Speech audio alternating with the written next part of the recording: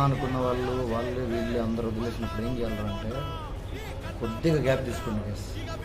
ఆ కొద్దిగా గ్యాప్ తీసుకున్న తర్వాత మనము ఏది అనేది ఎవరికి తెలిసినా తెలియకపోయినా నీకు క్లారిటీ ఉన్నాక నెక్స్ట్ స్టెప్ ఎలా పడాలంటే ఎవరెవరైతే మనల్ని అవమానించుంటారు కదా వాళ్ళందరికీ అది జరగాలి. దాని తర్వాత డబ్బులు అడిగినప్పుడు సాయం చేసిన వాళ్ళు ఒకవేళ ఉండి ఇచ్చిన వాళ్ళు లేదా ఇంకేమంటారు లేదు అని చెప్పిన వాళ్ళు బతికిపోతారు గైస్.